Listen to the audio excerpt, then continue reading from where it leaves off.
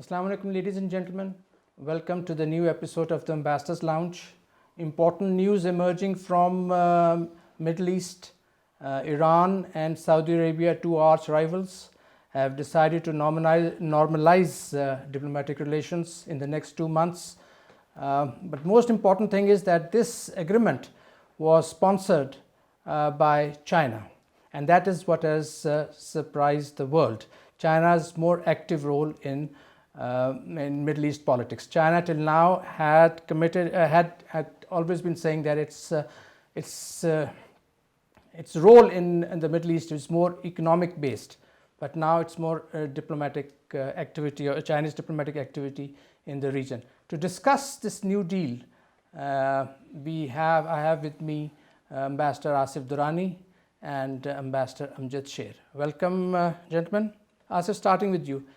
Briefly describe the circumstances that led to the signing of this agreement, trilateral agreement. Imran, thank you. In fact, it was a surprise for everyone because no one knew that China is facilitating these talks between Saudi Arabia and Iran. We knew that for the past 2 years it was Iraq which was playing the role of a facilitator. And Oman. And they had almost 5 rounds of talks. Mm-hmm. Oman was involved in US and Iran's, between US and Iran. But with regard to Iran, Saudi Arabia, it was basically Iraq, mm-hmm. which played the role of a facilitator, not even a mediator. Even here, the news is that China did not play the role of a mediator, more of a facilitator. But here, the China's weight, it shows that since both the countries have agreed to resume their diplomatic ties, so it shows that China's weight was there very much, because one reason could be that China is the largest trading partner of both the countries. It enjoys respect and credibility, and perhaps that has paid off. Amjad, coming to you. What exactly is this agreement? What do the two countries, they say they will do?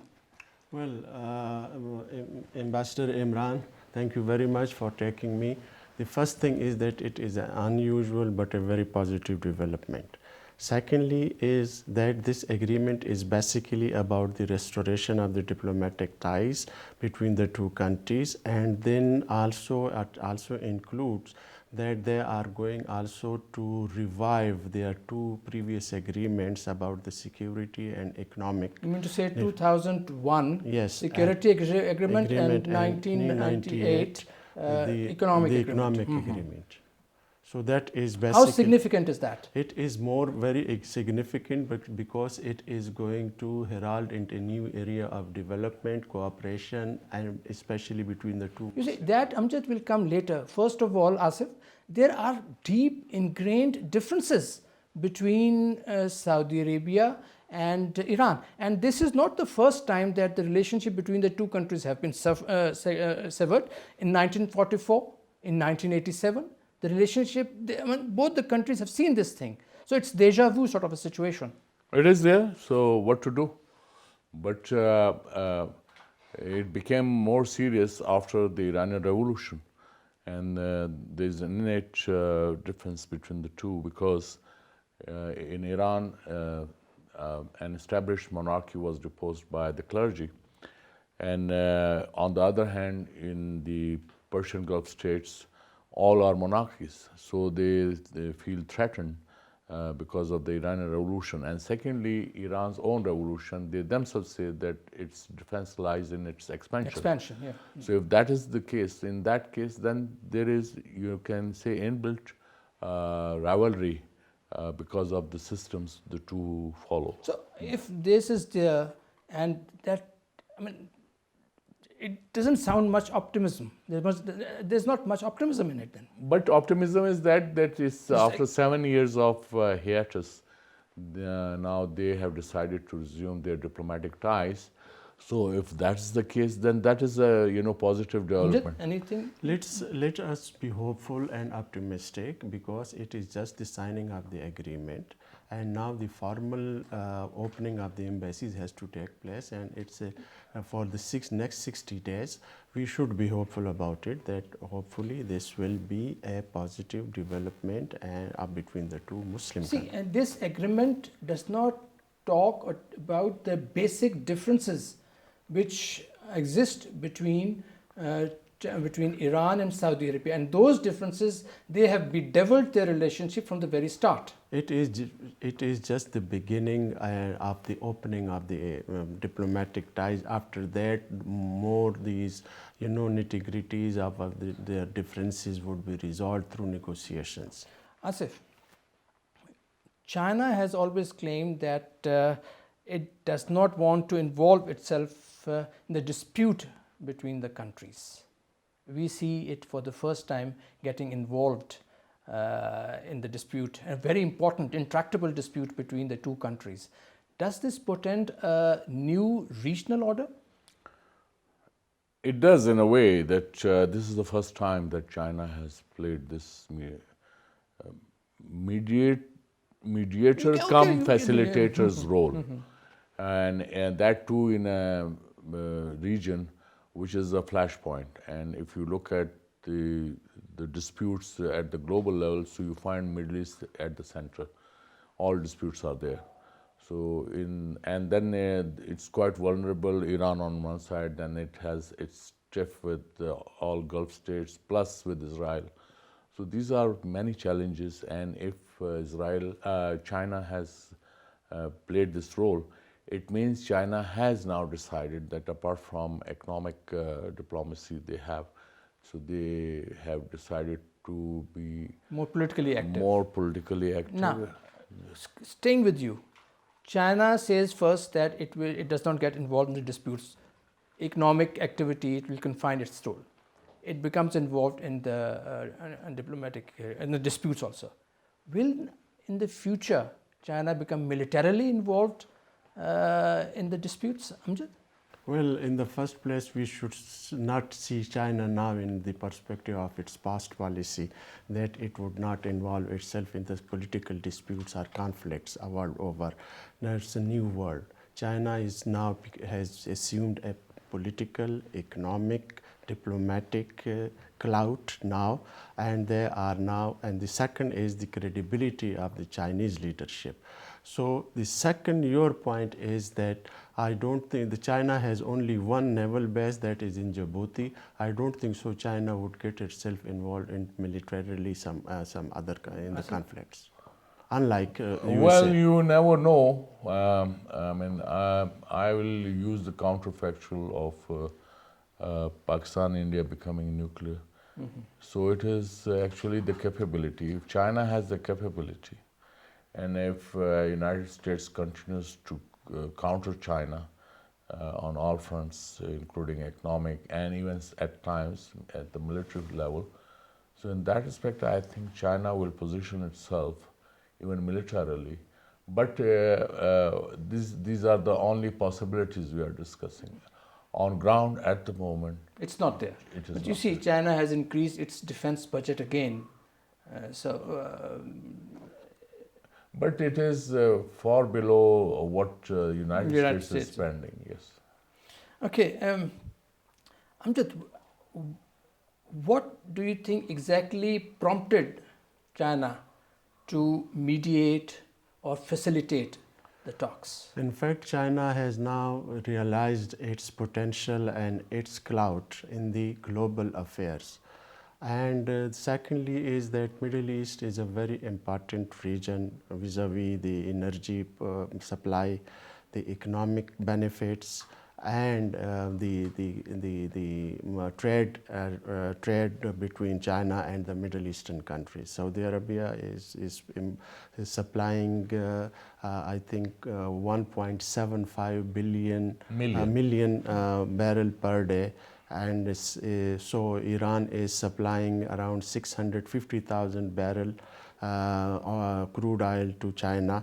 So that is all more the reason for China to be proactive in this region. That was one of the main reasons for China. But China was still, it had very healthy economic relations with GCC countries, with Iran.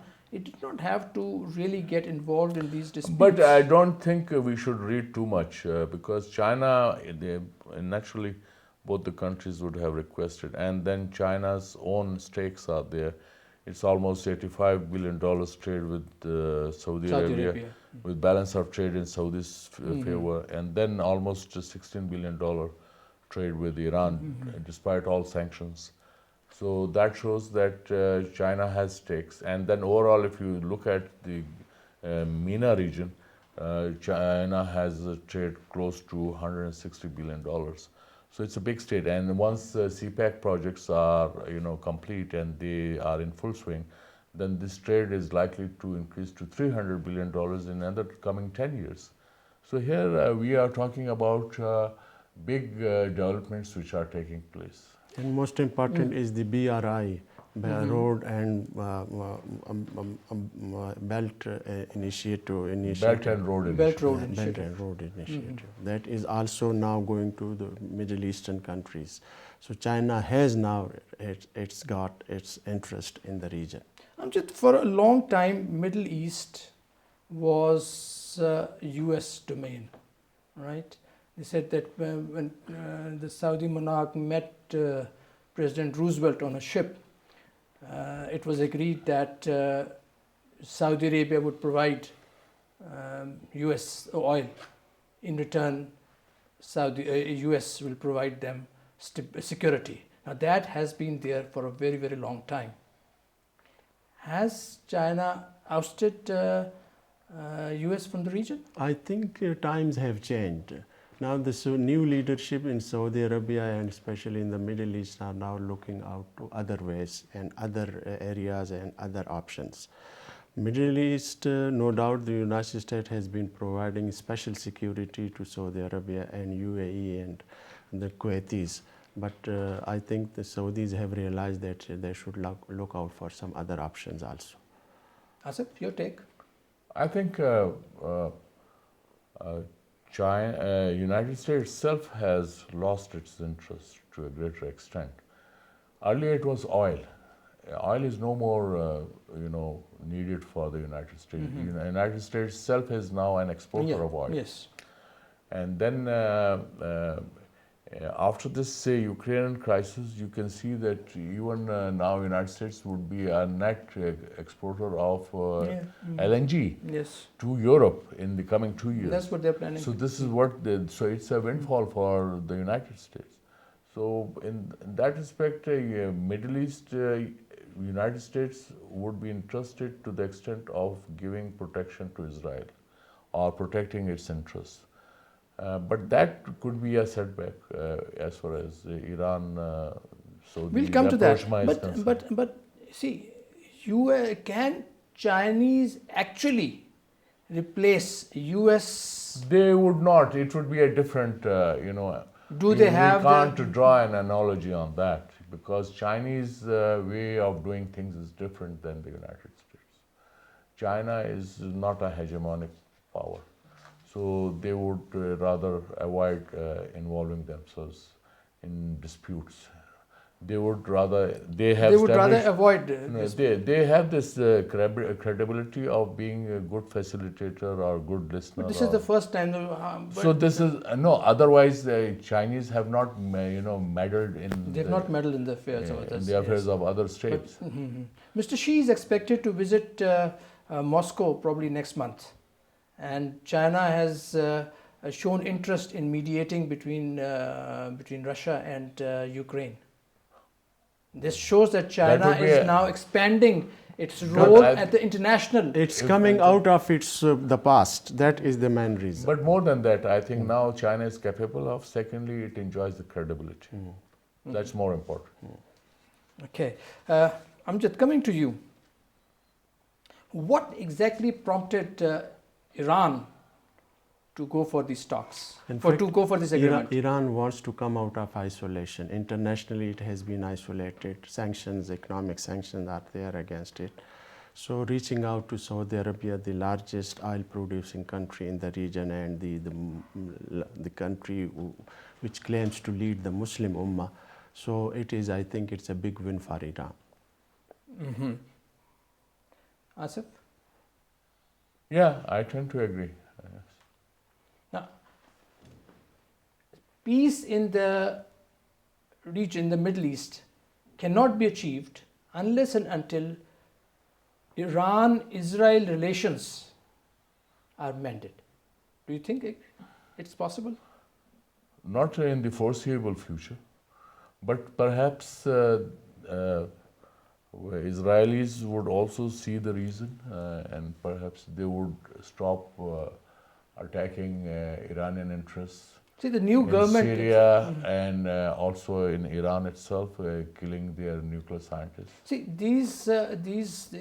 all these actions, they cannot be justified, but they are because of the hatred that exists between the two countries, right?